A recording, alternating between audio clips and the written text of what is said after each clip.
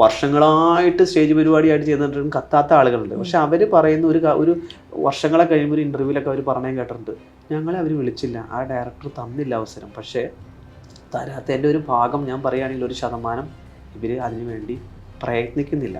Mimicry അറിയില്ല, അഭിനയം അറിയില്ല, പിന്നെ എങ്ങനെ സിനിമയിലെത്താൻ നോക്കുമ്പോഴാണ് ഈ പാട്ട് വഴി ഓരോ പാട്ട് പരിപാടിക്കും, കല്യാണ പരിപാടി, ക്ലബ്ബ് പരിപാടി തൊട്ട് ഇവരുടെ കൂടെയൊക്കെ പോകുമ്പോൾ എങ്ങനെയെങ്കിലും സിനിമയിലെത്താം എന്നൊരു പ്രതീക്ഷയിലാണ് പോകുന്നത്. ഞാൻ ഈ നടനാവണം എന്ന് ചിന്തിച്ച് നടന്ന സമയത്ത് ഇത്രയും ലാലേട്ടനെ പോലുള്ളൊരു നടൻ്റെ, അതും ലാലേട്ടൻ്റെ കൂടെ നിന്ന് ചെയ്യുന്ന പോർഷൻസൊക്കെ കണ്ടപ്പോൾ ഒരുപാട് സന്തോഷമായി. ദൃശ്യം 1 ഷാജോൻ ചേട്ടൻ ചെയ്തു നല്ലൊരു കഥാപാത്രം. ദൃശ്യം 2 ഇത്രയും നല്ലൊരു കഥാപാത്രം ജിത്തു സാറ് കൊടുത്തു. സിൽവർ ടൈംസിൽ നമുക്കൊപ്പം ഇന്ന് അതിഥിയായിട്ട് എത്തിയിരിക്കുന്നത് 2 ക്രിയേറ്റീവ് മൈൻഡ്സ് എന്ന സിനിമ പ്രൊഡക്ഷൻ കമ്പനിയുടെ ലൈൻ പ്രൊഡ്യൂസറായ സുഭാഷ് ചന്ദ്രനാണ്. നമുക്ക് സുഭാഷ് ചേട്ടൻ്റെ വിശേഷങ്ങൾ ചോദിച്ചറിയാം. നമസ്കാരം. കലാരംഗത്ത് നിന്നാണ് സിനിമയിലേക്ക് വരുന്നത്. വ്യക്തമായ ഒരു ബാക്ക്ഗ്രൗണ്ട് കലാരംഗത്ത് ഉണ്ടാക്കിയെടുത്തതിന് ശേഷമാണ് സിനിമയിലേക്ക് വരുന്നത്. അപ്പോൾ എങ്ങനെയായിരുന്നു അങ്ങനെ ഒരു സിനിമയിലേക്കുള്ള വരവ്? സിനിമയിലേക്കുള്ള വരവെന്ന് പറയുമ്പോൾ നമ്മൾ ചെറുപ്പം തൊട്ട് സിനിമ നമുക്ക് ടി വിയിലും അല്ലെങ്കിൽ തിയേറ്ററിലൊക്കെ സിനിമ എന്ന് കണ്ട് ഇതാണ് സിനിമ എന്ന് മനസ്സിലാക്കാൻ പറ്റിയൊരു പ്രായം തൊട്ട് സിനിമേനെ അത്രമാത്രം ഇഷ്ടപ്പെട്ട് കൊതിച്ച് നടന്നു. ആ ഒരു കാലഘട്ടത്തിലൊക്കെ സിനിമ കാണാൻ, ടി വിയിൽ തിയേറ്ററിൽ ഇറങ്ങുന്ന സിനിമകൾ കാണാൻ കൊതിച്ചു. പിന്നെ ഏറ്റവും കൂടുതൽ അങ്ങനെ ആ സമയത്ത് കൊതി ഉണ്ടെങ്കിലും പ്രൊമോട്ട് ചെയ്തത് മുഴുവൻ അച്ഛനും അമ്മയാണ്. കാരണം അച്ഛനും അമ്മയ്ക്ക് അത്രമാത്രം സിനിമ എന്ന് പറഞ്ഞു കഴിഞ്ഞാൽ ബാക്കി എന്ത് കാര്യത്തിനേക്കാളും, ഇപ്പോൾ കുറച്ച് ഭക്ഷണത്തിന് ഇത്തിരി കുറവ് വന്നാൽ പോലും അത് വിഷയമില്ല. പക്ഷെ സിനിമ, ഞങ്ങൾ സ്ഥലം ഏകദേശം എറണാകുളം ജില്ലയിൽ പഴന്തോട്ടം എന്നാണ് സ്ഥലത്തിൻ്റെ പേര്. പഴന്തോട്ടം എന്ന് പറയുമ്പോൾ എറണാകുളം ജില്ലയിൽ നമ്മുടെ ഏകദേശം ഒരു തൊട്ടടുത്തൊരു സ്ഥലം പറയുകയാണെങ്കിൽ വണ്ടർല, നിയർ ബൈ വണ്ടർല.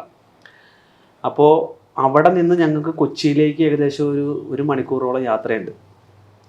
ഈ കൊച്ചിയിൽ വന്നിട്ടാണ് അന്നത്തെ കാലത്ത് അച്ഛനും അമ്മയും സിനിമകൾ എല്ലാ ശനിയും ഞായറുകളിലും, പ്രത്യേകിച്ച് ഞായറാഴ്ചകളിൽ വന്നു കഴിഞ്ഞാൽ, ഞങ്ങൾ 2 മക്കളാണ്. എൻ്റെ അനിയൻ സുമേഷ്, എൻ്റെ പേര് സുഭാഷ് ചന്ദ്രൻ, അനിയൻ്റെ പേര് സുമേഷ് ചന്ദ്രൻ, അച്ഛൻ്റെ പേര് ചന്ദ്രൻ, അമ്മയുടെ പേര് ശാന്ത.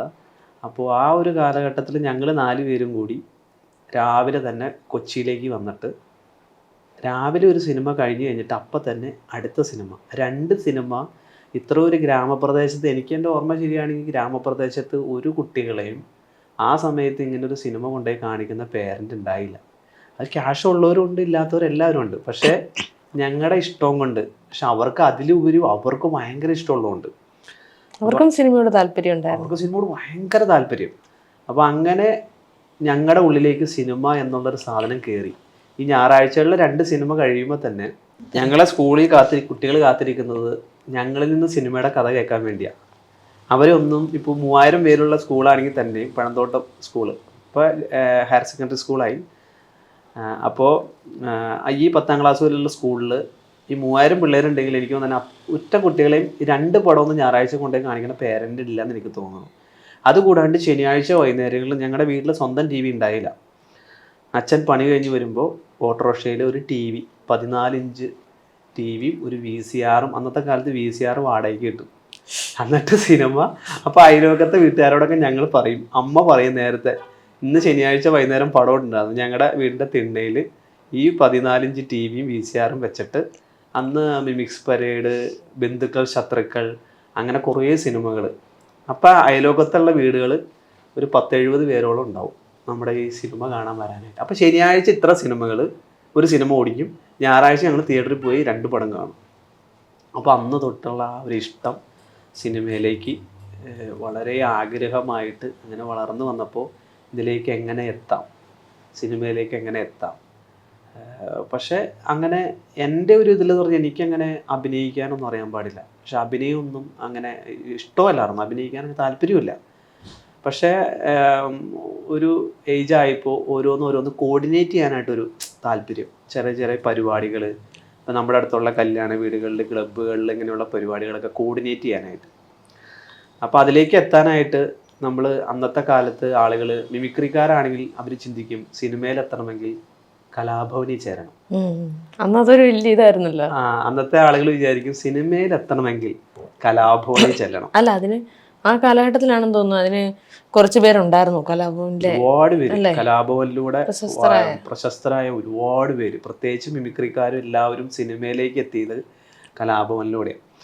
അപ്പോൾ അങ്ങനെ കലാഭവനിലൂടെ എത്താനായിട്ട് നമുക്ക് മിമിക്രിയോ കാര്യങ്ങളോ അങ്ങനെയൊന്നും എനിക്ക് അതും അറിയില്ല. പിന്നെ ഞാൻ നോക്കിയപ്പോൾ ചെറുതായിട്ട് എൻ്റെ അനിയൻ മിമിക്രി ചെയ്യുമായിരുന്നു, പാട്ട് പാടുമായിരുന്നു.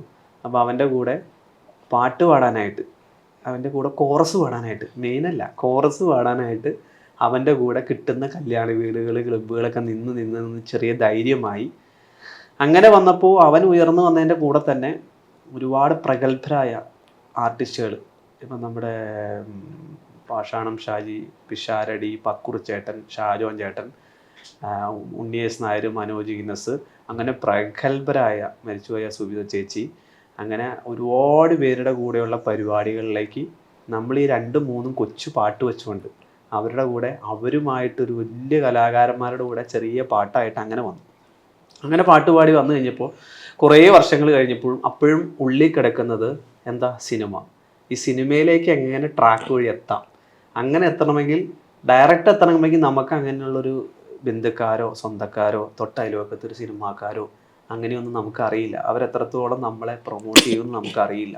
അപ്പം മിമിക്രിക്കാർ ഇങ്ങനെ ചിന്തിച്ചല്ലോ. അപ്പോൾ ഞാൻ എൻ്റെ രീതിയിൽ ഞാൻ മിമിക്രി അറിയില്ല, അഭിനയം അറിയില്ല, പിന്നെ എങ്ങനെ സിനിമയിലെത്താൻ നോക്കിയപ്പോഴാണ് ഈ പാട്ട് വഴി ഓരോ പാട്ട് പരിപാടിക്കും, കല്യാണ പരിപാടി, ക്ലബ്ബ് പരിപാടി തൊട്ട് ഇവരുടെ കൂടെയൊക്കെ പോകുമ്പോൾ എങ്ങനെയെങ്കിലും സിനിമയിലെത്താം എന്നൊരു പ്രതീക്ഷയിലാണ് പോകുന്നത്.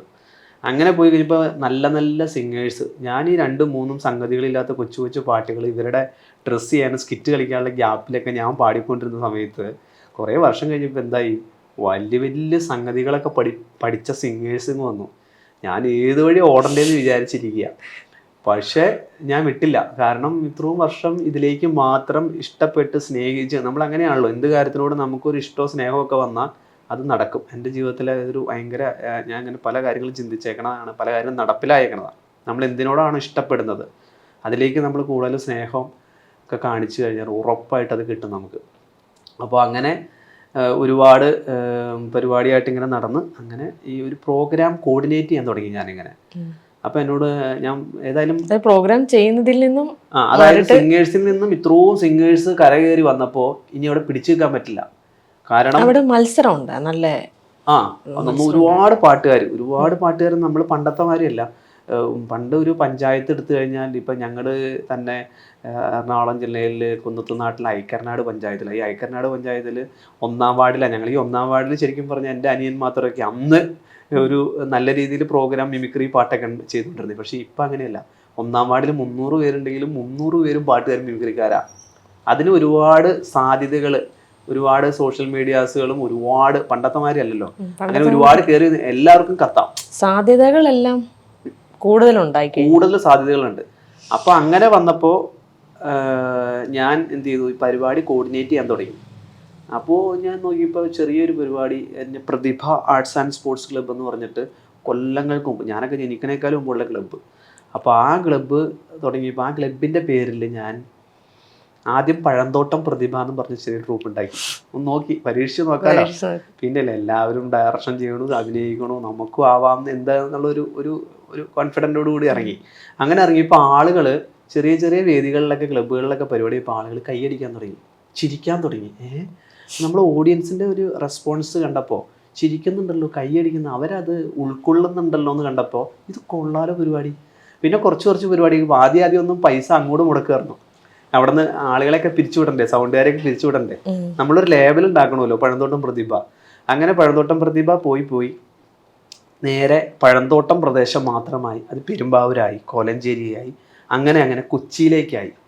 അപ്പോൾ ഞാൻ വിചാരിച്ചു, കൊച്ചിയിലേക്കായാൽ പഴന്തോട്ടം പ്രതിഭ എന്ന് മാത്രം പോരാ, കൊച്ചിൻ പ്രതിഭ എന്നാക്കി. അങ്ങനെ കൊച്ചിൻ പ്രതിഭ തുടങ്ങിയപ്പോൾ ബാക്കി എനിക്ക് അന്ന് അവസരങ്ങൾ തന്ന ഓരോ ആളുകളെയും അതിലേക്ക് അവരെ വെച്ച് ഞാൻ ഷോ ചെയ്യാൻ തുടങ്ങി. ഞാൻ ആദ്യം പറഞ്ഞ സായി ചേട്ടൻ, ബിഷാരടി, അല്ലെങ്കിൽ പക്കുറിച്ചേട്ടന്, നെൽസൺ ചേട്ടൻ, ഉല്ലാസ് ചേട്ടൻ, അടിമാലി, വിനോടിമാലി, അങ്ങനെ പിന്നെ മധുബാലകൃഷ്ണൻ ചേട്ടൻ, അങ്ങനെ സിംഗേഴ്സിലും ഒരുപാട് പേര്. പുറത്തുമൊക്കെ ഷോ നടത്തുന്നു? പുറത്ത് ഞാൻ കേരളത്തിന് പുറത്ത് ഇവരെ വെച്ചിട്ട് ഷോ ചെയ്തിട്ടില്ല. ഞാൻ തിരുവനന്തപുരം തൊട്ട് കാസർഗോഡ് വരെയാണ് ഷോ ചെയ്തത്. പിന്നെ പുറത്തേക്ക് ചെയ്യാൻ വേണ്ടി ഞാനിങ്ങനെ എൻ്റെ ഇവിടെ ചെയ്ത പ്രോഗ്രാംസിൻ്റെ വീഡിയോസും ഫോട്ടോസൊക്കെ എല്ലാം കളക്ട് ചെയ്ത് വെച്ചിട്ട് പുറത്ത് ചെയ്യണമെന്ന് ഭയങ്കര ആഗ്രഹം ഉണ്ടായി. അങ്ങനെ ദുബായ്, ഷാർജ, ഖത്തറൊക്കെ ഉള്ള ഫ്രണ്ട്സ് സർക്കിളിലും മലയാളി അസോസിയേഷനൊക്കെ ഇത് അയച്ചു കൊടുത്തിട്ട് എൻ്റെ ഡീറ്റെയിലൊക്കെ അയച്ചു കൊടുത്തു. ഇത്രയും വർഷം എക്സ്പീരിയൻസ് ആയിട്ട് ഞാൻ ചെയ്യുന്നതൊക്കെ പറഞ്ഞ് അയച്ചു കൊടുക്കാനായിട്ട് എല്ലാം റെഡി ആയി ഒരു പാക്കേജ് ആക്കിയ സമയത്താണ് നമുക്ക് ചൈനയിൽ നിന്ന് മറ്റേ സാധനം വന്നത്, കോവിഡ്. അതോടുകൂടി അത് ഞാൻ വിട്ട്. പിന്നെ ഞാൻ അപ്പോൾ ഞാൻ പറഞ്ഞു കഴിഞ്ഞാൽ പണ്ടത്തെ സമയത്ത് ഇങ്ങനെ ഇത്രയും പരിപാടികൾ ചെയ്തു. അങ്ങനെ ഞാൻ ചെല്ലുമ്പോൾ ഇവരെയൊക്കെ വെച്ച് ഷോസ് ചെയ്യുമ്പോൾ ഞാൻ ആദ്യം തിരക്കുന്നത് ഇതിൽ ആരെങ്കിലും സിനിമാക്കാരുണ്ടോയെന്ന് തിരക്കണേ. കാരണം നമ്മൾ സിനിമയിലേക്ക് എൻട്രി ആവണല്ലോ, ചോദിക്കണമല്ലോ അത് എങ്ങനെയാണ് സിനിമ, എങ്ങനെയാണ് ഇതിലേക്ക് വരുന്നത്. അപ്പോൾ എനിക്ക് കുറച്ച് എനിക്ക് ആകെയുള്ളതെന്ന് പറഞ്ഞാൽ ഇങ്ങനെ കുറേ കാര്യങ്ങൾ, എന്തെങ്കിലും ഒരു കാര്യങ്ങൾ കലാഫീൽഡായിട്ട് അല്ലെങ്കിൽ ഷോസ് ആയിട്ട് പറഞ്ഞാൽ അവിടെ കോർഡിനേറ്റ് ചെയ്യുക. ഇപ്പോൾ ഒരു കോർഡിനേറ്റ് ചെയ്യുക എന്ന് പറഞ്ഞാൽ ഇപ്പോൾ ഒരു അമ്പലത്തിൽ നിന്ന് പരിപാടി പറഞ്ഞാൽ, പള്ളിയിൽ നിന്ന് പരിപാടി പറയുകയാണെങ്കിൽ നമ്മൾ ഇത്ര സൈസിലുള്ള സ്റ്റേജ്, ഇത്ര സിംഗേഴ്സ്, ഇത്ര ഓർക്കസ്ട്ര, ഇത്ര ഡാൻസേഴ്സ്, കോമഡി സ്കിറ്റുകൾ, ആങ്കർ, പിന്നെ ഇത്ര സൗണ്ട് സിസ്റ്റം, ഇത് എല്ലാം നമ്മൾ ഫുൾ കോർഡിനേറ്റ് ചെയ്യുക. അങ്ങനെയാണ് നമ്മൾ ഷോ ചെയ്യണത്. ചെന്ന് പെട്ടെന്നൊരു സ്റ്റേജിൽ കയറി 2 പാട്ട് പാടി അങ്ങനെ പോകുന്നതല്ല. ഫുള്ള് നമ്മൾ നേരത്തെ അങ്ങോട്ട് ഫുള്ള് ആ ഷോ എടുക്കുക. അങ്ങനെ വന്ന് ഷോസ് എടുത്തൊക്കെ കഴിഞ്ഞ് ഞാൻ ഇടപ്പള്ളിയിൽ നമ്മുടെ ഷാരൂഖ് ഖാൻ വന്ന പരിപാടി, അതായത് ഇമ്മാനുവൽ സിൽക്സ് വന്ന സമയത്ത് ഒരു കൊല്ലത്തേക്കൊക്കെ അവിടെ സ്റ്റേജ് പരിപാടി ചെയ്യാൻ പറഞ്ഞിട്ടൊരു ഇത് വന്നു. വേറെ തൃശ്ശൂർ ഈവൻ്റുകാരെ എടുത്തേ. പക്ഷെ ഞാൻ കൊച്ചിയിൽ മാളുകൾ, ഇപ്പം നമ്മുടെ ഒബ്രോൺ മാളൊക്കെയാണ് അന്ന് വന്ന മാള്. ആ മാളിലൊക്കെ സാറ്റർഡേ സൺഡേയിലൊക്കെ ഞാൻ ചെറിയ പ്രോഗ്രാമുകളൊക്കെ ചെയ്യാറുണ്ട്. അപ്പോൾ അവരിങ്ങനെ വന്നപ്പോൾ ഇങ്ങനെ ഒരാൾ സുഭാഷ് എന്ന് പറഞ്ഞിട്ട് പഴന്തോട്ടത്തുള്ള ഒരാളിങ്ങനെ ഷോസൊക്കെ ചെയ്യാറുണ്ടെന്നു. അങ്ങനെ അവരവിടെ എന്നെ വിളിച്ച് ഞാൻ ഈ പറഞ്ഞ സാജി ചേട്ടൻ തൊട്ടുള്ള എല്ലാവരെയും, അതായത് സിംഗേഴ്സിനെ വിളിച്ചു. സിംഗേഴ്സിനെ കോമഡി സ്കിറ്റുകൾ, കേരളത്തിൽ ഉടനീളമുള്ള വെറൈറ്റി പരിപാടികൾ ചെയ്യുന്ന വ്യത്യസ്തമാർന്ന ഡാൻസേഴ്സ്, അങ്ങനെയുള്ള പരിപാടികളെല്ലാം ഞാനിവിടെ കൊണ്ടുവന്നു. ഞാനല്ലാതെ മെയിനായിട്ട് എടുത്തത്. വേറെ സബ് വന്ന കുറച്ച് പേരുന്നാണ് എന്നിലേക്ക് വന്നത്. അങ്ങനെ വന്നപ്പോൾ അവരെന്നോട് പറഞ്ഞു, ഏടാ അങ്ങനെ മഴവിൽ മനോരമയിൽ കോമഡി ഫെസ്റ്റിവൽ എന്ന് പറഞ്ഞൊരു പ്രോഗ്രാം വരികയാണ്, സിദ്ദിഖ് സാർ, ഉർവശിയും പക്രും കൂടി കോർഡിനേറ്റ് ചെയ്യണ പരിപാടി, ഞങ്ങൾ അങ്ങോട്ട് പൊക്കോട്ടെ എന്ന് വെച്ചു, സാജി ചേട്ടനൊക്കെ. അപ്പോൾ ഞങ്ങൾ ശരി ചേട്ടാ പൊക്കോ എന്ന് പറയും. അങ്ങനെ സാജി ചേട്ടനൊക്കെ പോയി. 2ാമത്തെ വർഷം എൻ്റെ അനിയൻ സുമേഷൊക്കെ പോയി. അപ്പം ഞാനും പയ്യെ എനിക്ക് ചാനലിൽ കയറി. അതിന് മുമ്പും സുമേഷ് ഒത്തിരി സ്റ്റേജുകളിലൊക്കെ പെർഫോം ചെയ്യുന്നുണ്ടായിരുന്നില്ലേ? സുമേഷ് ഒരുപാട് പരിപാടികളിൽ കുഞ്ഞാർന്നപ്പോൾ തൊട്ട് നോട്ടുമാലകൾ, വ്യത്യസ്തമാർന്ന സംഗതികൾ പഠിക്കാത്ത, സംഗീതത്തിൻ്റെ ABCD പഠിക്കാണ്ട് വളരെ സംഗതികളുള്ള പാട്ടൊക്കെ നിന്നങ്ങ് പാടി ആളുകളെ അതിശയിപ്പിച്ചിട്ടുള്ളതാണ്. അനിയന് സിനിമയിലേക്ക് ഒരു എൻട്രി കിട്ടാൻ വേണ്ടിയാണല്ലോ പിന്നെ കുറച്ചു കാലം നടന്നിട്ടുണ്ട്. ഞാൻ നടന്നത്, അതായത് എൻ്റെ ജീവിതത്തിലെ ഏറ്റവും വലിയൊരു ആഗ്രഹം. അപ്പം നമുക്ക് നിങ്ങൾക്ക് എല്ലാവർക്കും ആഗ്രഹങ്ങൾ ഉണ്ടാവില്ല ജീവിതത്തിൽ. അപ്പോൾ സാധാരണ ഇപ്പോൾ എൻ്റെ രീതിയിൽ ഞാൻ ആഗ്രഹിക്കുന്നത്, ചെറുപ്പത്തിൽ ആഗ്രഹിച്ച് സിനിമയിലെത്തണം, സിനിമയിൽ വലിയൊരു പ്രൊഡക്ഷൻ കൺട്രോളർ ആവണം, അതുവഴിയൊക്കെ ഒരു പ്രൊഡ്യൂസർ ആവണം, അങ്ങനെയൊക്കെ ആഗ്രഹിക്കും പല ആളുകളും. ഇപ്പം ഞാൻ അങ്ങനെ ആഗ്രഹിച്ചു. പക്ഷേ ആ ആഗ്രഹത്തിനേക്കാളൊക്കെ വലിയൊരു ആഗ്രഹമാണ്, ജീവിതത്തിലെ ഏറ്റവും വലിയ ആഗ്രഹമാണ് അനിയനെ സിനിമാ നടനായിട്ട് വലിയ തിയേറ്ററിൽ നിറഞ്ഞ സദസ്സിൽ അവൻ നായകനായിട്ട് അങ്ങനെ സിനിമ കാണണമെന്ന് പറഞ്ഞു. കുഞ്ഞായിരുന്നപ്പോൾ തൊട്ടുള്ള ആഗ്രഹം. ഇത്രയോ സിനിമയിൽ നടന്നു. അതിന് പറയാൻ കാരണം എന്ന് പറഞ്ഞു കഴിഞ്ഞാൽ, അവന് നമ്മൾ ഈ സിനിമയൊക്കെ കണ്ടിട്ട് വന്നിട്ട് എല്ലാ ദിവസവും സ്കൂളിൽ വളരെ ലേറ്റായിട്ടാണ് സ്കൂളിൽ വന്നുകൊണ്ടിരുന്നത്. അപ്പോൾ HM ഒക്കെ വിളിച്ച് ടീച്ചർ അച്ഛനും അമ്മോടും പറഞ്ഞു, എൻ്റെ അച്ഛനും അമ്മയും കൊണ്ടുവരാണ്ട് നാളെ വരാമെന്നൊക്കെ പറഞ്ഞു. അതിന് മെയിൻ കാരണം എന്താണെന്ന് വെച്ച് കഴിഞ്ഞാൽ, ഈ സിനിമ ഞായറാഴ്ച കണ്ടിട്ട് വന്നിട്ട് കഴിഞ്ഞാൽ ഞങ്ങളുടെ ഒരു അലമാരി, പഴയ ഒരു അലമാരിയിൽ കണ്ണാടിയിൽ നോക്കി പുള്ളി സ്റ്റൈലുകൾ, മോഹൻലാലിൻ്റെയും മമ്മൂട്ടിയുടെയും സ്റ്റൈൽ നോക്കിക്കൊണ്ടിരുന്നിട്ടാണ് ഈ ബെല്ലടിക്കുന്നത്. ഈ 10:30, 10:45 അവൻ ചെല്ലാനുള്ള കാരണം സുരേഷ് ഗോപിയുടെയും ലാലേട്ടൻ്റെയും മമ്മൂക്കയുടെയൊക്കെ ആ സ്റ്റൈലിലേക്ക് മുടി ഈരി വെച്ചുകൊണ്ടിരിക്കുന്നതുകൊണ്ടാണ് സമയം വൈകണത്. അത് കഴിഞ്ഞതിന് ശേഷം 10ാം ക്ലാസ് കഴിഞ്ഞിട്ടും ഇവന് പഴന്തോട്ടം ജംഗ്ഷനിൽ നിന്ന് പല ആളുകളോടും ചേട്ടന്മാരോട് ചോദിച്ച് സ്കൂട്ടറിൽ കൊണ്ടുവന്നാക്കാമോ. പിന്നെ അതൊക്കെ കഴിഞ്ഞ് കുറേ വർഷം കഴിഞ്ഞ് ബസ്സിൽ തന്നെ കയറാറായപ്പോൾ ജൂനിയർ ആർട്ടിസ്റ്റായിട്ട്. അതാണ് ഹരിഹരൻപിള്ള ഹാപ്പിയാണ് തമിഴ് സിനിമയിൽ. First movie. ഉദയം കൂട്ട് ഹരിഹരൻപിള്ള ഹാപ്പിയാണ്, വിസ്മയത്തുമ്പത്ത്. ഇതിലൊക്കെ എന്ന് പറഞ്ഞു കഴിഞ്ഞാൽ കുഞ്ഞാളായിട്ട് ഒരു 10-100 പേര് നിൽക്കണതിൻ്റെ ഇടയ്ക്ക് അതിൽ ഇതൊന്നും വരില്ല, ക്യാമറയിൽ ചിലപ്പോൾ വന്നു. അങ്ങനെ തൊട്ടുള്ള ആ ഇഷ്ടം കിടക്കുന്നതുകൊണ്ട് ഞാനിങ്ങനെ മനസ്സിൽ വിചാരിച്ചു, ദൈവമേ ഞാൻ വാവാന്ന് വിളിക്കണേ. ഇപ്പോഴും പഴന്തോട്ടത്ത് ഫുള്ളും പഴന്തോട്ടംകാർ വാവാന്ന്. അതുകൊണ്ടാണ് ഇപ്പോൾ ഫ്ലവേഴ്സിലെ സ്റ്റാർ മാജിക്കിലും വാവാന്ന് വിളിക്കണേ. അപ്പോൾ ഞാൻ വിളിക്കണതാണ് വാവാന്ന്. ഇപ്പോഴും ഞാൻ വാവാന്ന് വിളിക്കണേ. അപ്പോൾ എനിക്ക് ഇങ്ങനെ ആഗ്രഹമായിരുന്നു, ദൈവം എൻ്റെ വാവ എങ്ങനെയൊക്കെ നടന്നിട്ട് അവനിങ്ങനെ സിനിമയിൽ ഒരു താരമായിട്ട് വന്നോലോ എന്ന് ഇങ്ങനെ കൊതിക്കും. അങ്ങനെ ഞാൻ എൻ്റെ അടുത്തുള്ള വലിയ വലിയ മിമിക്രിക്കാരുടെ അടുത്തൊക്കെ പോകും, സിനിമാക്കാരുടെ അടുത്ത് പോകും. കുറേ പേരൊക്കെ ഇങ്ങനെയൊക്കെ നെഗറ്റീവൊക്കെ പറഞ്ഞു. പക്ഷെ ഞാൻ പറയണത് നെഗറ്റീവ് വേണം. അതല്ല, ഇത് ചിലപ്പം അതൊരു എന്നാ മിമിക്രി രംഗത്തുനിന്ന് വന്ന ഒരാളെന്നുള്ള നിലയ്ക്ക് അന്നൊക്കെ ഉണ്ടായിരുന്നു അങ്ങനെ ഒരു വിവേചനം ഉണ്ടായിരുന്നതായിട്ട് ഞാൻ കേട്ടിട്ടുണ്ട്. മിമിക്രി രംഗത്തുനിന്ന് വന്ന ആൾക്കാർ അഭിനയത്തിന് കൊള്ളില്ല, അവർ മിമിക്രി അവരൊക്കെ എന്തോ ഒരു കുറച്ചുകൂടി ഒരു പടി സിനിമാക്കാരെക്കാൾ ഒരു പടി താഴ്ന്ന ആൾക്കാരാണെന്നുള്ളത്, അങ്ങനെ എന്തെങ്കിലും അനുഭവങ്ങൾ ഉണ്ടായിട്ടുണ്ട്? ഞാൻ പറയുകയാണെങ്കിൽ അങ്ങനെ എല്ലാ ആളുകളും അങ്ങനെ ഇല്ല. കാരണം ഒരുപാട് നമുക്കറിയാം വളരെ പ്രശസ്തരായിട്ട്, അതായത് പത്മശ്രീ വരെ മേടിച്ച ആളുകൾ ഉണ്ട് നമ്മുടെ മലയാള ഇൻഡസ്ട്രിയിൽ. അവരൊക്കെ മിമിക്രിക്കാരായിട്ട് വന്നു തുടങ്ങിയ ആളുകളാണ്. അപ്പോൾ അത്ര പ്രഗത്ഭരായ ആളുകളുണ്ട്. പക്ഷെ അവരെയൊക്കെ ഇഷ്ടപ്പെടുന്ന ഒരു വിഭാഗം ആളുകളുണ്ട്. വേറെ കുറച്ച് വിഭാഗം ആളുകളാണ് നമ്മൾ എന്തെങ്കിലും അവസരങ്ങളൊക്കെ ചോദിക്കാൻ ചെന്നാൽ മിമിക്രിക്കാർ. അവരെ കൊണ്ടൊന്നും ഇങ്ങനെയുള്ള കഥാപാത്രം ചെയ്യാൻ പറ്റില്ല. അവർക്ക് പറ്റിയത് സ്റ്റേജ് പരിപാടി അല്ലെങ്കിൽ ഇത്. ഞാൻ എൻ്റെ മനസ്സിൽ എപ്പോഴും ഉള്ളൊരു കാര്യം, ഞാൻ പറയാൻ ആഗ്രഹിക്കുന്ന ഏറ്റവും വലിയൊരു കാര്യം എന്ന് പറയാനായിട്ട്, ഞാൻ മമ്മൂക്കനെ നേരിട്ട് കണ്ടാലും ലാലേട്ടനെ കണ്ടാലും അതുകൂടാണ്ട് ദാസേട്ടനെ കണ്ടാലും ചിത്രചേച്ചിനെ കണ്ടാലും അല്ലെങ്കിൽ വേറെ ഡാൻസേഴ്സിൽ പ്രഗത്ഭരായ ആളുകളെ കണ്ടാലും, ഈ ഷോർട്ട് ഫിലിമിൽ അഭിനയിക്കുന്ന ഒരു നടനും അല്ലെങ്കിൽ വെബ് സീരീസിൽ അഭിനയിക്കുന്ന നടനും നടി എന്തും ആയിക്കോട്ടെ, അതേമാതിരി തന്നെ ലാലേട്ടനെ മമ്മൂക്കനെ ഞാൻ കാണാറ്. കാരണം അവർക്കും ഇതേ സെയിം കഴിവാണ്. അഭിനയത്തിൻ്റെ തലങ്ങൾ വേറെ. സിംഗേഴ്സ്, ദാസേട്ടൻ പാടുന്നത് വേറെ രീതിയിൽ, വലിയൊരു ക്യാൻവാസ് അവർക്കുണ്ട്. സാധാരണ ഞാൻ ഇത്രയും വർഷമായിട്ട് ഷോസ് ചെയ്യുമ്പോൾ ഞാൻ ഞെട്ടി ഇങ്ങനെ അന്തം വിട്ട് വായ പൊളിച്ച് ഇങ്ങനെ നിന്നിട്ടുണ്ട്. ദൈവമേ, ഇവൻ ദാസേട്ടനേക്കാളും സെറ്റപ്പായിട്ട് പാടുന്നുണ്ടല്ലോ, അല്ലെങ്കിൽ ചിത്രചേച്ചിനേക്കാളും നല്ലതായിട്ട് ഈ പെൺകുട്ടി പാടുന്നുണ്ടല്ലോ. അപ്പോൾ ഇവരൊക്കെ കഴിവ്, ആ ഒരു പ്രകടനം എല്ലാവർക്കും ദൈവം കൊടുത്തിരിക്കുന്നത് നല്ല രീതിയിൽ അവർ ചെയ്യുന്ന ഒരുപാട് ആളുകളുണ്ട്. അപ്പം ഞാൻ ഈ പറഞ്ഞ ആളുകൾ അഭിനയത്തിൻ്റെ കാര്യത്തിൽ, ഷോർട്ട് ഫിലിം ആയാലും വെബ് സീരീസ് ആയാലും സീരിയലായാലും, ചില ആളുകൾക്കുണ്ട് സീരിയലിൽ ചെയ്താൽ പിന്നെ എനിക്ക് സിനിമയിലാവാൻ പറ്റില്ല, അങ്ങനെയൊക്കെ മനസ്സിൽ ഒരുപാട് വിഷമങ്ങൾ. പക്ഷെ അങ്ങനെ ഒരു ഇതില്ലേ ശരിക്കും? അതായത് സീരിയലിൽ അഭിനയിക്കുന്ന സീരിയൽ താരങ്ങൾ അവർ സിനിമയിലേക്ക് ഒരു എൻട്രി അവർക്ക് കിട്ടുന്നത് വളരെ അപൂർവമെന്നാണ് എനിക്ക് തോന്നുന്നത്. അതെ, അതെന്നു വെച്ച് കഴിഞ്ഞാൽ അവർ, എനിക്ക് തോന്നുന്നത് ശ്രമിക്കാഞ്ഞിട്ടായിരിക്കാം. പക്ഷെ ശ്രമിച്ച ആളുകൾക്കൊക്കെ സിനിമയിൽ ഇഷ്ടംമാതിരി അവസരങ്ങൾ കിട്ടിയിട്ടുണ്ട്. പിന്നെ ഇത് ഞാൻ വേറെ അവസരങ്ങൾ കൊടുക്കാത്ത ആളുകളെ കുറ്റം പറയുന്ന ഒരാളാണ്, ഞാൻ വലിയൊരാളായിട്ടും പറയണമെന്നല്ല. കാരണം ശ്രമിച്ചാൽ മാത്രമാണ് നമ്മൾ പല പല ഇൻഡസ്ട്രിയിൽ പോയ സിംഗേഴ്സ്, മിമിക്രിക്കാർ, അവരൊക്കെ പറയാറുണ്ട് ഒരു ഏജൊക്കെ കഴിയുമ്പോൾ ഞങ്ങൾ അതിലെത്താണ്ട് പോയി, ഞങ്ങളെ ആരും സഹായിച്ചില്ല, ആരും സഹായിക്കില്ല. നമ്മൾ അതിന് ഉദാഹരണമായിട്ട് നമുക്ക് ഒരുപാട് സിംഗേഴ്സ്, ആക്ടേഴ്സ് എല്ലാവരും ഉണ്ട്. അവർ കഷ്ടപ്പെട്ട അലഞ്ഞ ബാക്കിലേക്ക് തിരിഞ്ഞു നോക്കിക്കഴിഞ്ഞാൽ ഇപ്പം ടോപ്പായിട്ട് നിൽക്കുന്ന ഓരോരുത്തരുടെയും പുറകെ ഒരുപാട് അലഞ്ഞു തിരിഞ്ഞ ആളുകളുണ്ട്. ഒരുപാട് അലയാണ്ട് ഇപ്പോൾ ഒരു ജനറേഷനിൽ ഒരുപാട് അലയാണ്ട് പെട്ടെന്ന് സിനിമയിലേക്ക് വന്ന ഒരുപാട് ആക്ടേഴ്സും ഉണ്ട്, ഒരുപാട് പേര്. അത് സോഷ്യൽ മീഡിയയിലൊക്കെ സോഷ്യൽ മീഡിയയിലും ഫേമസ് ആയി. അതുകൂടാണ്ട് അങ്ങനെ പെട്ടെന്ന് കത്തി കയറി വന്നത്. പക്ഷേ വർഷങ്ങളായിട്ട് സ്റ്റേജ് പരിപാടിയായിട്ട് ചെയ്തിട്ടും കത്താത്ത ആളുകളുണ്ട്. പക്ഷെ അവർ പറയുന്ന ഒരു വർഷങ്ങളെ കഴിയുമ്പോൾ ഒരു ഇൻ്റർവ്യൂവിലൊക്കെ അവർ പറഞ്ഞേ കേട്ടിട്ടുണ്ട്, ഞങ്ങളെ അവർ വിളിച്ചില്ല, ആ ഡയറക്ടർ തന്നില്ല അവസരം. പക്ഷേ തരാത്തതിൻ്റെ ഒരു ഭാഗം ഞാൻ പറയുകയാണെങ്കിൽ 1% ഇവർ അതിനു വേണ്ടി പ്രയത്നിക്കുന്നില്ല.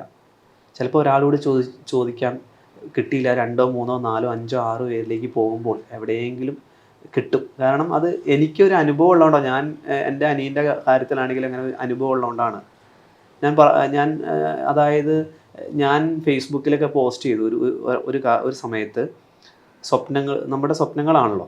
അപ്പോൾ ഞാനിങ്ങനെ പോസ്റ്റ് ചെയ്തു, അതായത് ചെറിയ ഇപ്പം ഞാൻ ആദ്യം പറഞ്ഞ വിസ്മയ തുമ്പത്ത്, ഹരിഹരൻ പിള്ള ഹാപ്പിയാണുള്ള കൊച്ചു വേഷം ചെയ്തെങ്കിലും ഫേസ്ബുക്കൊക്കെ മൊബൈലൊക്കെ ഉപയോഗിക്കാൻ വന്ന സമയത്ത്, ഫേസ്ബുക്ക് കിട്ടിയ സമയത്തൊക്കെ ഞാൻ ഇങ്ങനെ പോസ്റ്റ് ചെയ്തു, പ്രശസ്ത സിനിമാ താരം സുമേഷ് ചന്ദ്രൻ. അപ്പോൾ ആളുകൾ കുറേ പേരെ എന്നെ ഡയറക്റ്റ് വിളിച്ചു, നേരിട്ട് കണ്ടവർ വിളിച്ചു, നീ കഴിഞ്ഞ ദിവസം ഇങ്ങനെ പോസ്റ്റൊക്കെ ചെയ്താണ്, നിൻ്റെ അനിയൻ ഏത് സിനിമയിൽ അഭിനയിച്ചേക്കുന്നത്, സിനിമാ നടനാവട്ടെ, എന്നിട്ട് അങ്ങനെ ഇട്ടാൽ പോരെ. ഞാൻ പറഞ്ഞു, ഞാൻ അവരോടും ദേഷ്യപ്പെട്ടില്ല, ചിരിച്ചുകൊണ്ട് തന്നെ ഞാൻ പറഞ്ഞു അത് നടക്കും. കാരണം എൻ്റെ ഒരു ആഗ്രഹം, എൻ്റെ സ്വപ്നമാണ് എൻ്റെ അനിയനെ നടനായിട്ട് കാണണമെന്ന്. എന്ന് പറഞ്ഞു. അപ്പോൾ ഇപ്പോൾ ഞാൻ പോകുന്ന പല പരിപാടികളിലൊക്കെ ഞാൻ പറയും ദൃശ്യം 2 എന്ന് പറഞ്ഞു കഴിഞ്ഞാൽ നമ്മുടെ വേൾഡിൽ മൊത്തം സക്സസ് ആയ ഒരു പടമാണ് ദൃശ്യം 1. അതിൻ്റെ സെക്കൻഡ് പാർട്ട് ദൃശ്യം 2. ദൃശ്യം 1 ഷാജോൻ ചേട്ടൻ ചെയ്തു നല്ലൊരു കഥാപാത്രം. ദൃശ്യം 2 ഇത്രയും നല്ലൊരു കഥാപാത്രം ജിത്തു സാറ് കൊടുത്തു. ലാലേട്ടൻ അത് ഓപ്പോസിറ്റ് ചെയ്യുന്ന ആരാന്ന് ചോദിച്ചു. അപ്പോൾ അതിൽ അംഗീകരിച്ചപ്പോൾ ഞാൻ ശരിക്കും പറഞ്ഞു കഴിഞ്ഞാൽ വേറൊരു ലോകത്തായിരുന്നു. ഇവൻ എന്നെ വിളിച്ചിട്ട് പറയുകയാണ്, ചേട്ടായി ജിത്തു സാറ് വിളിച്ചുവിടാ ദൃശ്യം 2 എന്ന് പറയുമ്പോൾ ഞാൻ, കാരണം നമ്മൾ ലാലേട്ടനെയൊക്കെ ഒന്ന് അടുത്ത് കാണാനായിട്ട് അത്രമാത്രം കൊതിച്ചിരുന്ന ചെറുപ്പം തൊട്ട് കൂടുതലും മമ്മൂക്കയുടെയും ലാലേട്ടൻ്റെയും പടങ്ങളാണ് കാണുന്നത്. പക്ഷെ നമ്മൾ ഏറ്റവും കൂടുതൽ അല്ലേ അച്ഛനമ്മോടൊക്കെ ഇഷ്ടം, കുട്ടികളൊക്കെ ടീച്ചറെ ആരാണ് ഇഷ്ടം എന്നൊക്കെ ചോദിക്കില്ലേ. എന്ന് ചോദിക്കണമാര് ചോദിക്കുമ്പോൾ നമുക്ക് മമ്മൂക്കേനെ ലാലേട്ടനെയും ഭയങ്കര ഇഷ്ടമാണ്, ഒരു രക്ഷയില്ല. പക്ഷെ കൂടുതൽ ഇഷ്ടം ആരാടാന്ന് ചോദിക്കുമ്പോൾ നമ്മൾ പറയും, ഞാൻ പറയും എനിക്ക് ലാലേട്ടനാണ്. കാരണം ലാലേട്ടൻ്റെ സിനിമകളായിരുന്നു കൂടുതലും ചെറുപ്പത്തിൽ. രണ്ടും കാണും, പക്ഷെ കൂടുതലും പിന്നെയും കാണാൻ കൊതിച്ചത് ലാലേട്ടനെയാണ്. അങ്ങനെ കൊതിച്ച് എൻ്റെ അനിയൻ നടനാവണം എന്ന് ചിന്തിച്ച് നടന്ന സമയത്ത് ഇത്രയും ലാലേട്ടനെ പോലുള്ളൊരു നടൻ്റെ, അതും ലാലേട്ടൻ്റെ കൂടെ നിന്ന് ചെയ്യുന്ന പോർഷൻസൊക്കെ കണ്ടപ്പോൾ ഒരുപാട് സന്തോഷമായി. അല്ല, അപ്പോൾ ഞാൻ പറഞ്ഞതെന്ന് വെച്ച് കഴിഞ്ഞാൽ ഒരു മിമിക്രിക്കാരൻ എന്നുള്ള രീതിയിൽ ആദ്യം ചോദിച്ചതിനാണ് ഞാൻ പറഞ്ഞത്, മിമിക്രിക്കാരോട് ഇങ്ങനെ ഒരു ഇതുണ്ടോ എന്ന് വിചാരിച്ചപ്പോൾ കുറേ ആളുകൾ അങ്ങനെ, ഇപ്പോൾ ജിത്തു സാറ് തന്നെ എന്തോരം മിമിക്രിക്കാരെ സാറ് പ്രൊമോട്ട് ചെയ്തിട്ടുണ്ട്. അപ്പോൾ അത് സാറ് കോവിഡ് സമയത്ത് ഇങ്ങനെ പല പരിപാടികളും ആ മിമിക്രി പരിപാടികൾ കണ്ടിട്ടാണല്ലോ ഇദ്ദേഹത്തിന് ഈ ഒരു ക്യാരക്ടർ ചെയ്യാൻ പറ്റും എന്നുള്ള രീതിയിൽ സാറ് വിളിച്ചത്. അങ്ങനെ അത് മാറി. ഇപ്പോൾ ആ ഒരു സംഭവം ഒരിടയ്ക്ക് അങ്ങനെ ഉണ്ടായിരുന്നു എനിക്കും തോന്നുന്നുണ്ട്. പക്ഷേ ഇപ്പോൾ അതൊക്കെ മാറിയില്ല. എല്ലാവരെയും സിനിമയിലേക്ക് കൊണ്ടുവരാനായിട്ട്, പുതിയ ആളുകൾ വരാനായിട്ട് ആളുകൾ ആഗ്രഹിക്കുന്നുണ്ട്. പലരുടെയും കഥകളുമായിട്ട് സിനിമയാക്കാൻ വേണ്ടി സിനിമാ രംഗത്തുള്ള പലരെയും കണ്ടലഞ്ഞിട്ടുണ്ട് എന്നുണ്ട്. അപ്പം ഇത് സിനിമാ രംഗത്തെ ഒരുവിധം ഒരു ക്രീമി ലെയറിൻ്റെ അടുത്തായിരുന്നു അങ്ങനെ കഥകളും കൊണ്ട് പോയത്, അതോ നമ്മൾ സാധാരണക്കാരുടെ? അതായത് ഇപ്പം ഞാൻ ആദ്യം പറഞ്ഞു വന്നതെന്ന് വെച്ച് കഴിഞ്ഞാൽ, നമ്മൾ സിനിമയിലേക്ക് എത്താൻ വേണ്ടി ഇങ്ങനെ നടന്നു എന്ന് പറഞ്ഞല്ലോ. കല്യാണ വീട് നടന്നു, ക്ലബ്ബ് നടന്നു, അതിനുശേഷം സ്റ്റേജ് ഷോ കോർഡിനേറ്റ് ചെയ്തു, അതിനുശേഷം മഴവിൽ മനോരമയിൽ അങ്ങനെ ഒന്ന് പോയി എല്ലാവരുമായിട്ടൊരു ബന്ധം കണക്ഷൻ ഉണ്ടാക്കി. അതിനുശേഷം പിന്നെ ഗ്യാപ്പ് വന്നപ്പോൾ ഇനി ചാനലിൽ നിന്നാലും അതിന് സിനിമയൊന്നും കിട്ടൂലല്ലോ, എന്ത് ചെയ്യാം?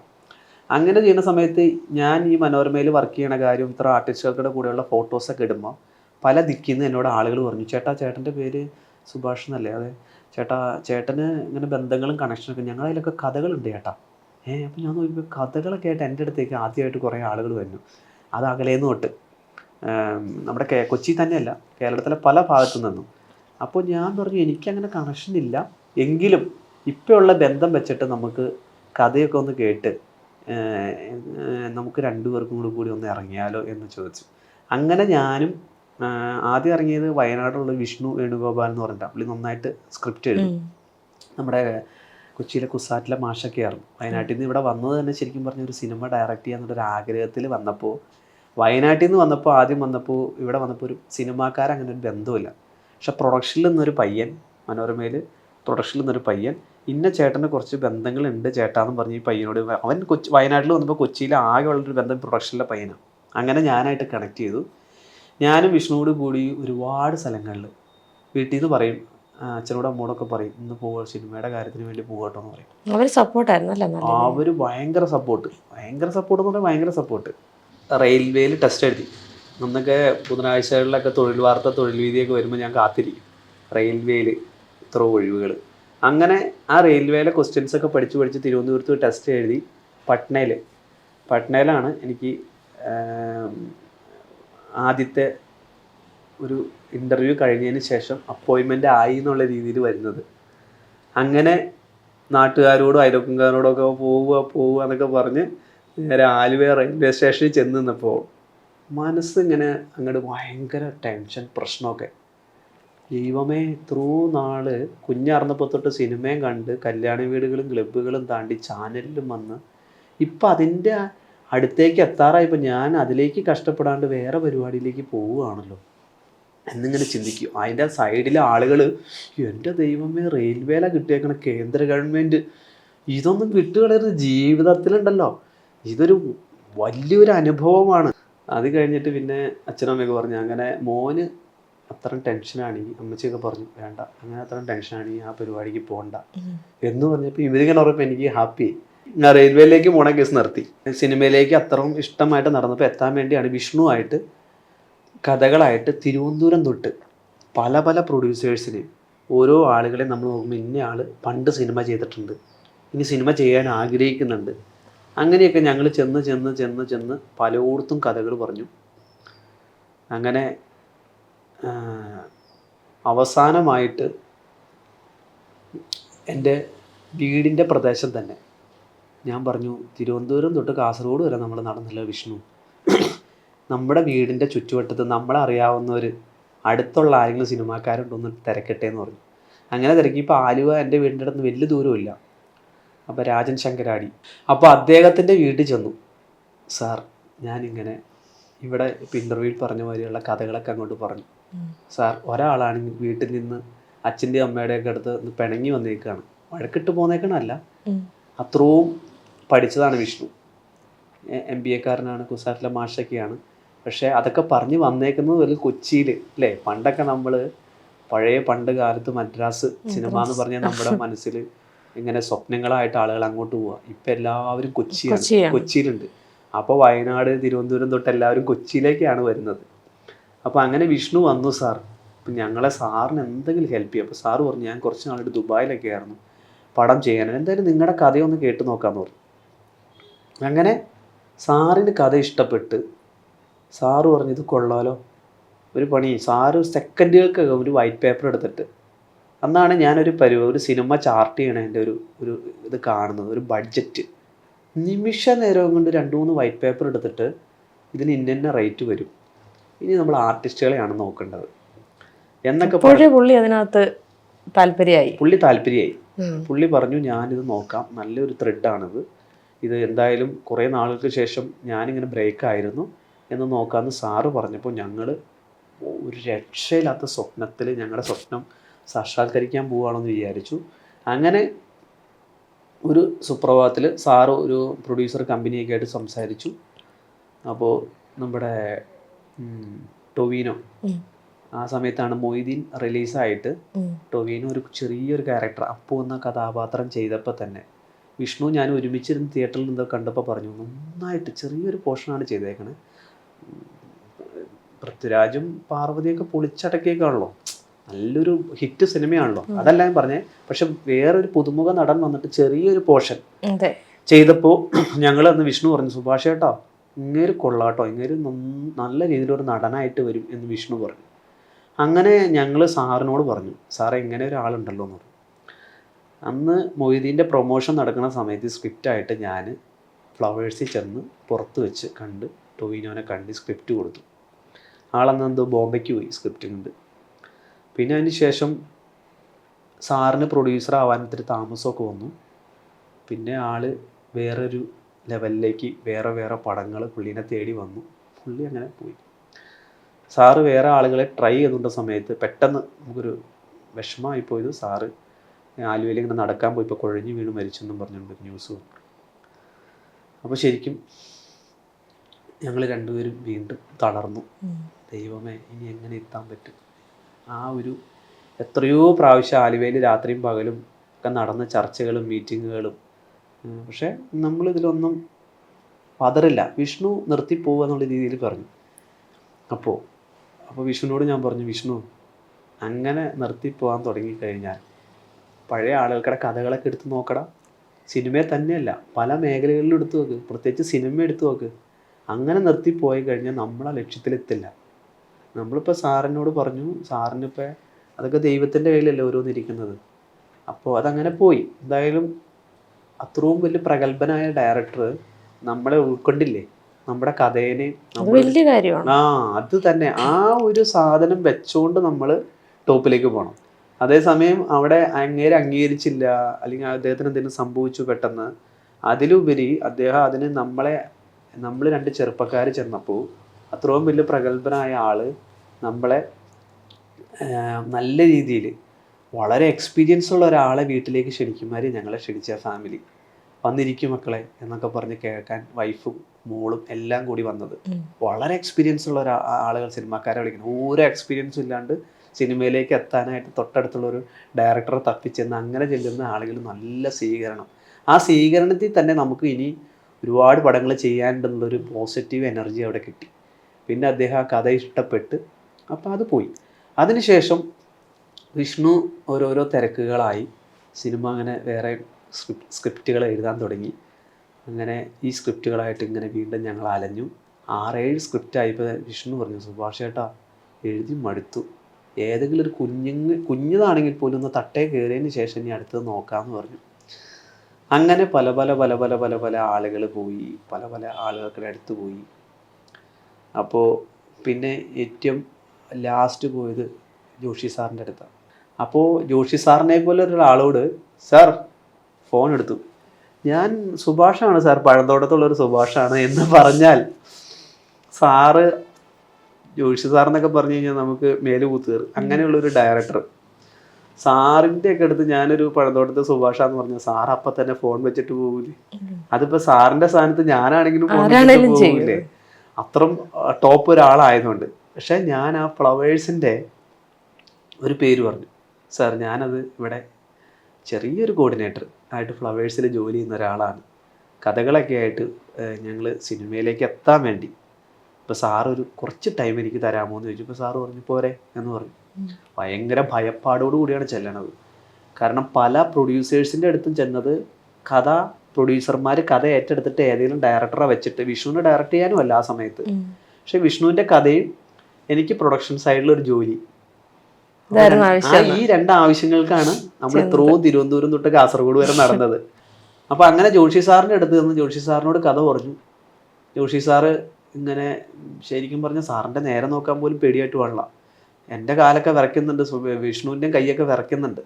അപ്പോൾ ആള് സാറിൻ്റെ വീട്ടിൽ ഒരു ക്യാബിനുണ്ട് സൈഡിൽ തന്നെ, അതിൻ്റെ അകത്ത് കയറി വാതിലൊക്കെ അടച്ചിട്ടാണ് കഥ കേൾക്കുന്നത്. സാറ് വേറെ കോളുകളൊക്കെ വന്നെല്ലാം മാറ്റി വെച്ചു കഥ കേട്ടു. അവിടെയും കിട്ടിയ ഒരു എനർജി എന്ന് പറഞ്ഞത് എന്തും ആയിക്കോട്ടെ, സാറ് ചെയ്താലും ചെയ്തില്ലെങ്കിലും ഒന്നും വേണ്ട, സാറിൻ്റെ അടുത്ത് സാറിൻ്റെ വീട്ടിൽ ആ ഒരു ചെല്ലാൻ പറ്റിയില്ലേ, സാറിനെ പോലുള്ള ഒരാളുടെ വീട്ടിൽ സാധാരണ ഒരു സിനിമയിൽ എക്സ്പീരിയൻസ് ഇല്ലാത്ത നമ്മൾ 2 പേരും അന്ന് രാജശേഖരാടി സാറിൻ്റെ വീട്ടിൽ ചെന്ന വരെ തന്നെ ജോഷി സാറിൻ്റെ വീട്ടിലും ചെല്ലുക. അപ്പോൾ അങ്ങനെ ചെന്ന് സാറ് പറഞ്ഞു, ഒരു പണി അടുത്ത ആഴ്ച സ്ക്രിപ്റ്റായിട്ട് വരാൻ പറഞ്ഞു. കഥ കൊടുത്തു കഴിഞ്ഞിട്ട് പിന്നീട് എപ്പോഴും ഫോൺ ഇങ്ങനെ നിലത്ത് വെക്കില്ല, താഴ്ത്തും വെക്കില്ല, തോളത്തും വെക്കില്ല എന്നൊക്കെ പറഞ്ഞാൽ ഫോൺ ഇങ്ങനെ കൊണ്ടുപോയിടുക ഒരു കോള് വരാനായിട്ട്. കോള് വന്നില്ലെങ്കിലും സാറിനെ 2-3 ദിവസം കഴിയുമ്പോൾ അങ്ങോട്ട് വിളിക്കാമെന്ന് വിചാരിക്കുന്നു. പക്ഷെ ഒരാഴ്ച കഴിഞ്ഞപ്പോൾ ചെന്നു, സാറ് എങ്ങനെയുണ്ട് കഥ? എന്താ കഥ? ഇത് എനിക്ക് പറ്റിയ എൻ്റെ ഒരു സാറിൻ്റെ ഒരു പാറ്റേൺ ഉണ്ടല്ലോ, ജോഷി സാറെന്ന് കേൾക്കുമ്പോൾ തന്നെ സാറിൻ്റെ പാറ്റേൺ, സാറിൻ്റെ ഒരു സിനിമകൾ, ആ സിനിമകളിലേക്ക് അല്ല ഇതിൻ്റെ സ്ക്രിപ്റ്റ് വന്നിരിക്കുന്നത്. ഇത് നിങ്ങളുടെ, എനിക്കപ്പോൾ ഒരു 1 ലൈൻ കേട്ടപ്പോൾ അങ്ങനെ ഒരു സാധനം ഇതിലെന്തൊക്കെ ഉണ്ടെന്ന് തോന്നി. ഇല്ല എന്നല്ല പറയുന്നത്, സാറ് നന്നായിട്ട് നമ്മളെ എനർജി ആയിട്ട് അവിടെ നിന്ന് വിട്ടത്. ഇത് നിങ്ങളുടെ യൂത്തിൽ വരുന്നൊരു പടമാണ്. അത് അങ്ങനത്തെ പടങ്ങൾ ചെയ്യുന്ന ഒരുപാട് ഡയറക്ടേഴ്സ് ഉണ്ട്, വളരെ ഹിറ്റാക്കിയിട്ടുണ്ട് സിനിമകൾ. അവരെ നിങ്ങളൊന്ന് കൊണ്ടുപോയി ഈ സ്ക്രിപ്റ്റ് ഒന്ന് കാണിക്കും. അപ്പോൾ ഇത് എൻ്റെ ഒരു ഇതിലുള്ള സ്ക്രിപ്റ്റ് അല്ല. അപ്പോൾ ഞാനത് ഫുള്ള് വായിച്ചു കഴിഞ്ഞപ്പോഴാണ് എനിക്കത് മനസ്സിലായത് എന്ന് പറഞ്ഞു. നമ്മുടെ അടുത്തുള്ളൊരു അന്ന് ചേട്ടൻ പ്രൊഡക്ഷൻ എക്സിക്യൂട്ടീവാണ്, എൽദോസ് സെൽവരാജ് എന്ന് പറഞ്ഞിട്ട്. ഇപ്പോൾ പ്രൊഡക്ഷൻ കൺട്രോളറുമായിട്ട് സിനിമകൾ ചെയ്യുന്നുണ്ട്. എൽദോസ് ചേട്ടൻ്റെ ഒരു കോള് വന്നു. എൽദോസ് ചേട്ടൻ പറഞ്ഞു, എൽദോസ് ചേട്ടൻ എന്നെ ഒരു ദിവസം വിളിച്ചു, സുഭാഷേ നമുക്കൊരു സീരിയൽ, മഴവിൽ മനോരമയിൽ ഒരു സീരിയൽ വരുന്നുണ്ട്, ജോയ്സി സാർ എന്ന് പറഞ്ഞാൽ വളരെ പ്രഗത്ഭനായ എഴുത്തുകാരനാണ്. പണ്ടതൊക്കെ മനോരമയും മംഗളവും മനോരമ വരാൻ നോക്കിയിരിക്കും അമ്മമാര്, അവനെന്തായി അവളെന്തായി എന്ന് ഓർത്തിട്ട്. ഇപ്പോൾ നമ്മൾ ചാനൽ വെച്ചാലോ നാളത്തെ സീരിയൽ കാണാനായിട്ട്. അങ്ങനെ കാത്തിരുന്ന അമ്മമാരുടെയും സ്ത്രീകളുടെയും ഒരു എന്താ പറയുക രോമാഞ്ചം എന്നൊക്കെ പറയാം. അത് പോട്ടെ. അപ്പോൾ എൽദോസ് ചേട്ടൻ്റെ വിളി വന്നു. എൽദോസ് ചേട്ടൻ പറഞ്ഞു, വിനോദ് ഉണ്ണിത്താൻ എന്ന് പറഞ്ഞിട്ട് സാറ് ബോംബെയിൽ നിന്ന് വന്നിട്ടുണ്ട്, സാറാണത് പ്രൊഡ്യൂസ് ചെയ്യുന്നത്. ഇപ്പോൾ സാറിൻ്റെ കൂടെ നിൽക്കാനായിട്ട് പ്രൊഡക്ഷൻ സൈഡിൽ ഒരാൾ വേണം. എവിടെ കിടക്കണം, വേഗം തന്നെ പുത്തൻകുരിശിലേക്ക് വരാൻ പറഞ്ഞു. അങ്ങനെ ഞാൻ ചെന്നു, ജോഷി സാറിനെ കാണുകയാണ്. ഇതാണ് ജോഷി സാറ്. സാറിനെ നേരിട്ട് കാണുകയാണ്. സാറിൻ്റെ കൂടെ വിനോദ് ഉണ്ണിത്താൻ എന്ന് പറഞ്ഞ സാറ് നിൽക്കുക.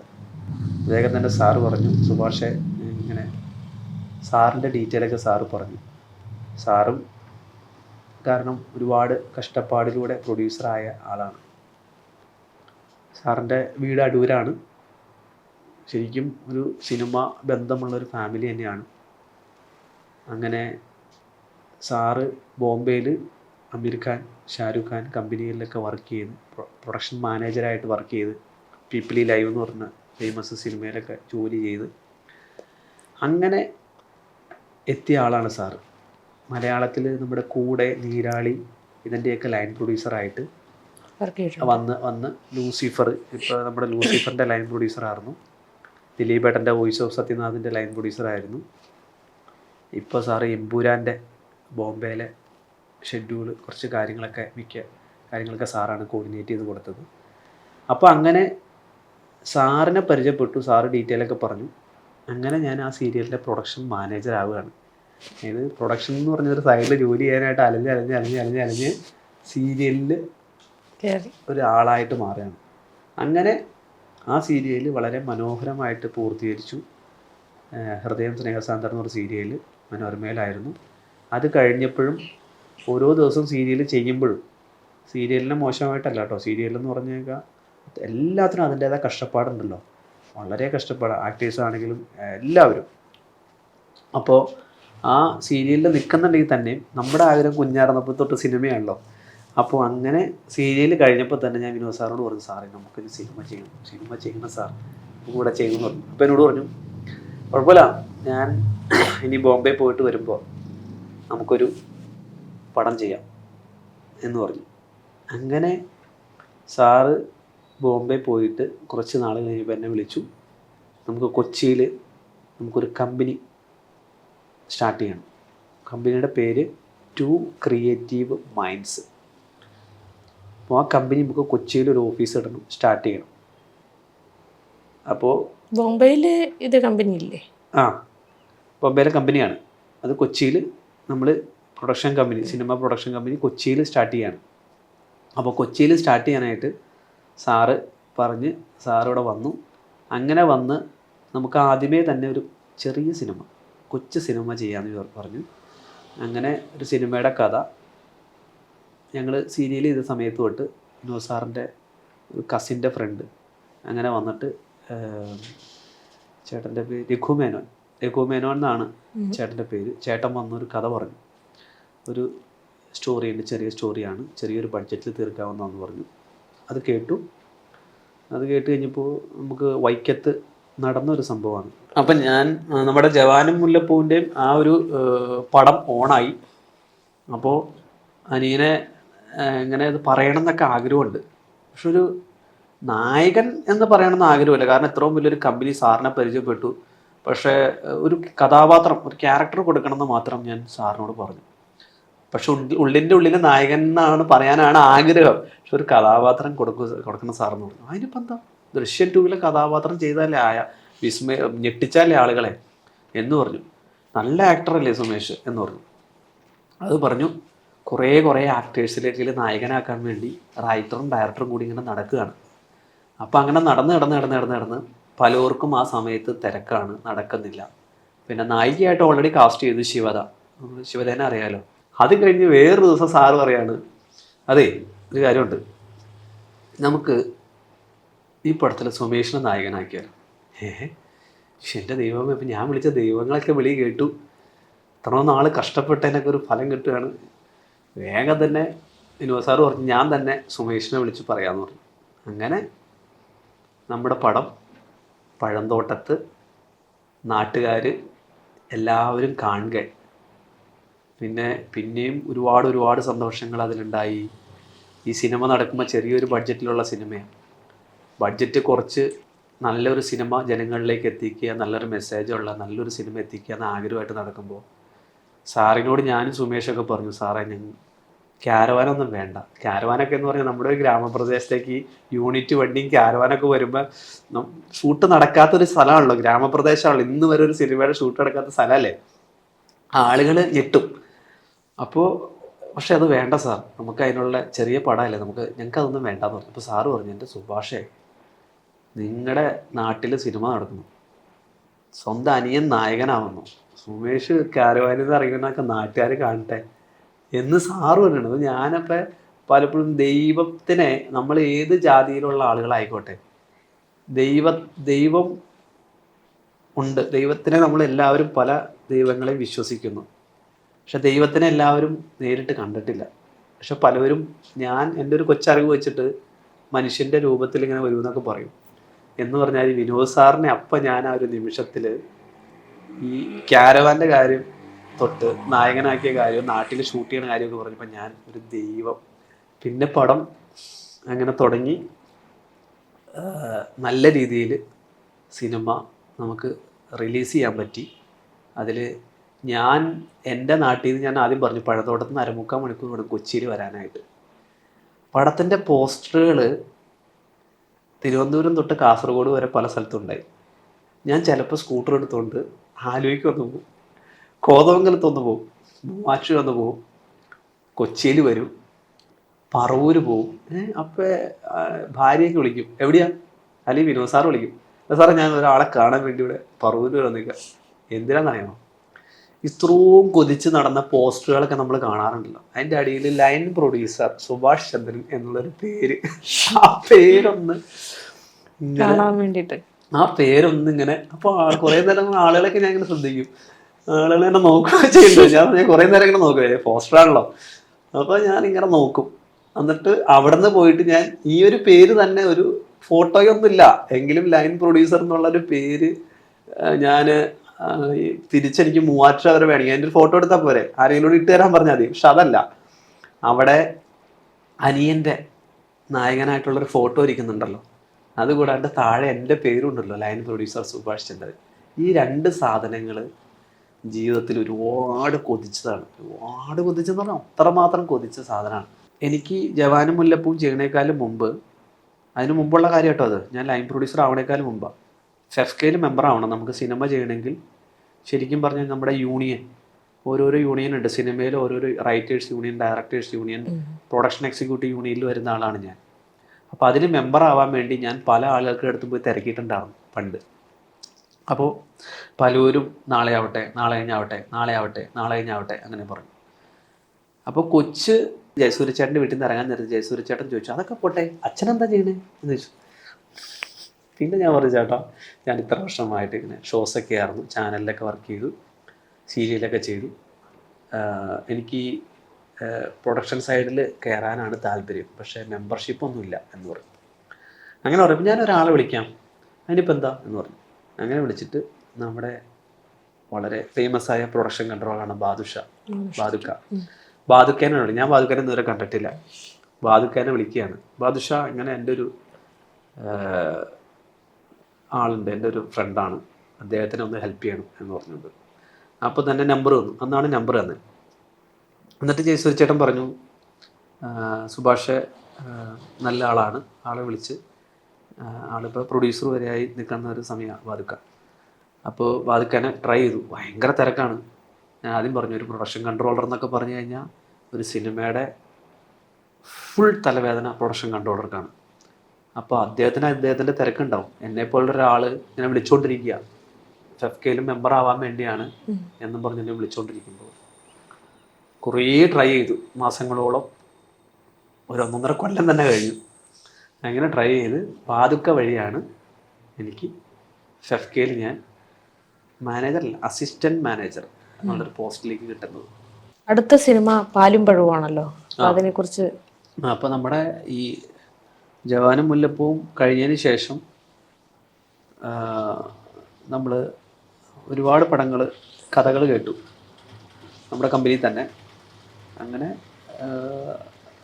നമ്മൾ ഒരുപാട് വലിയ ബഡ്ജറ്റിലേക്കുള്ള പടങ്ങളിലേക്ക് നമ്മൾ പോകുന്നുണ്ടായില്ല.